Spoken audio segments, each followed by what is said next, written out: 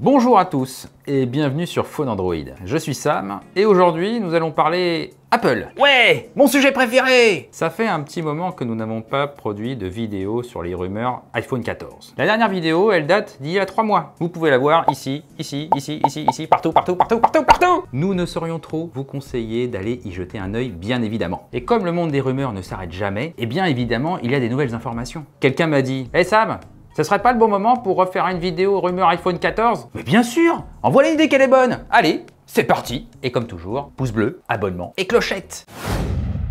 Il y a des nouvelles informations à propos du design. Nous parlons évidemment de la vidéo qui est parue sur la chaîne de Sonny Dixon. Dans cette vidéo, le YouTuber présente 4 smartphones. Ce sont des maquettes qui auraient été développées à partir de schémas techniques destinés à ceux qui font des coques. Vous savez, les mecs qui font les coques, ils sont obligés d'avoir les schémas techniques bien en avance pour pouvoir produire les coques et les proposer le jour de la sortie des smartphones. Outre le design des iPhone 14, cette vidéo semble confirmer la théorie qu'il n'y aurait pas d'iPhone mini cette année. L'iPhone 13 mini et l'iPhone 12 mini ne sont pas des téléphones qui ont très bien marché commercialement. Apple choisirait donc en 2022 d'avoir un iPhone normal, un iPhone Max, un iPhone Pro et un iPhone Pro Max. L'iPhone 14 Max reprendrait la fiche technique de l'iPhone 14 avec quelques différences bien entendu, la taille, le poids et la batterie. Ça veut dire que vous pourriez avoir un grand écran dans un iPhone à un prix qui n'est pas stratosphérique. Ces maquettes viennent également confirmer d'autres rumeurs, notamment par exemple un petit changement au niveau du module photo. Ce module photo, notamment sur les modèles Pro, serait un peu plus grand. La vidéo publiée par Unbox Therapy confirme cela. Le module photo serait plus grand. Dans cette vidéo, où Unbox Therapy compare l'iPhone 13 Pro Max et l'iPhone 14 Pro Max, démontre que le module photo est un peu plus grand, sous-entendant qu'il y a des modifications au niveau des capteurs et au niveau des objectifs. Nous apprenons aussi, grâce à Unbox Therapy, que l'iPhone 14 Pro Max sera plus épais, de 0,2 mm. Il y a plusieurs théories, bien entendu, sur les raisons de l'embonpoint de l'iPhone 14 Pro Max. Est-ce que c'est une batterie plus généreuse? Est-ce que c'est un changement de matériaux? Est-ce que c'est aussi un changement de dalle? Passer d'un LTPS à un LTPO et passer à un 120 Hz avec un taux de rafraîchissement adaptatif, ça serait vachement bien. Nous avons énoncé plusieurs hypothèses dans notre dernière vidéo, mais nous vous invitons évidemment à venir en commentaire pour débattre avec nous.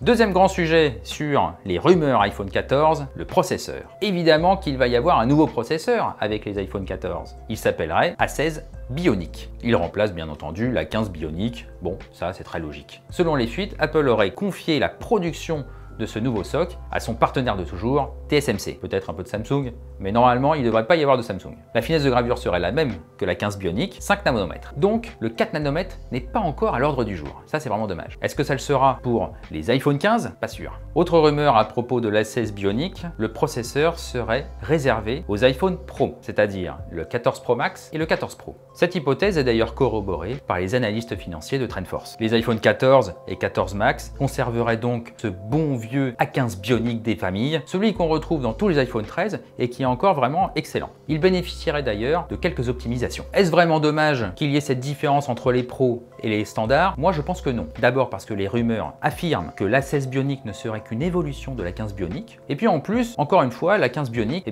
il fait le job, même encore aujourd'hui. Alors finalement, si c'est pas dommage, pourquoi offrir l'A16 Bionic uniquement au modèle Pro? À mon avis, il y a 3 raisons. La première, c'est pallier à la pénurie des composants. À mon avis, Apple a encore beaucoup d'A15 Bionic et il est préférable d'utiliser ce stock d'A15 Bionic dans des iPhones qui seront vendus moins cher. Ensuite, il y a une question de coût. Évidemment, l'A15 Bionic coûte moins cher à produire que l'A16 Bionic. Et enfin, troisième raison, Apple choisirait de mettre l'A16 Bionic uniquement dans les modèles Pro parce que ça permettrait de creuser l'écart entre les modèles standards et les modèles Pro. Il y a déjà des différences entre les deux gammes, c'est clair, mais apporter un composant plus puissant permettrait à Apple de dire bah voilà, vous payez plus cher, mais c'est aussi parce que vous avez un gain en performance. Et d'ailleurs, Apple va aussi creuser l'écart entre les deux gammes au niveau de l'écran. Selon les rumeurs, les écrans des modèles Pro seront 120 Hz et en plus, il y aura un poinçon, il n'y aura plus d'encoche. Et ça c'est une vraie nouveauté. Alors normalement, c'est un poinçon et une pilule. Parce que de toute façon, il faut qu'il y ait la place pour mettre le capteur photo et Face ID de l'autre.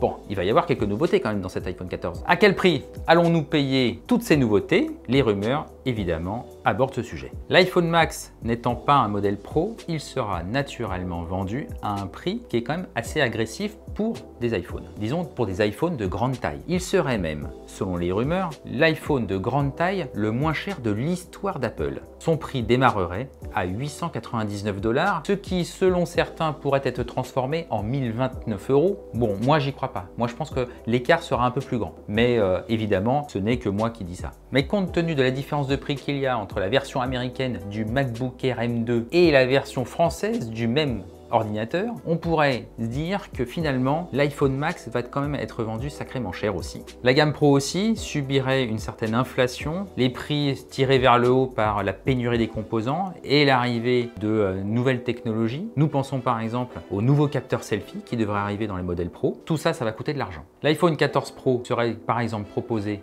à 1099 $, alors que son prédécesseur direct était proposé à 999 $. Pour aider les consommateurs à payer ces smartphones dont le prix va augmenter, Apple aurait l'intention de lancer des abonnements comme une sorte de leasing. L'idée, ce serait que vous pourriez utiliser un smartphone dès le premier jour et que vous payerez un abonnement pour avoir ce téléphone, mais aussi pour pouvoir le renouveler l'année d'après. Le prix de cet abonnement s'échelonnerait de 35 $ pour un iPhone 14 jusqu'à 50 $ pour l'iPhone 14 Pro Max. Notez enfin que la keynote des iPhone 14 devrait se dérouler le 13 septembre prochain. La période de précommande devrait donc démarrer le 16 septembre et la commercialisation le 23 septembre. C'est un enchaînement logique et perpétuel chez Apple. Toutes les keynotes sont le mardi parce que le vendredi d'après, c'est les précos et ensuite, c'est la mise à disposition.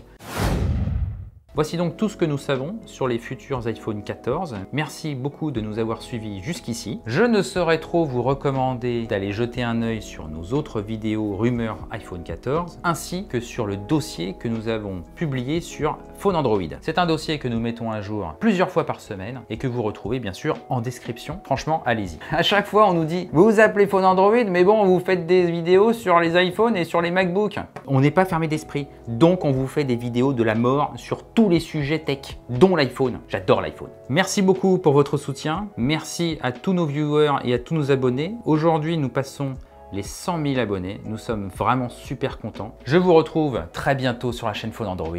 D'ici là, portez-vous bien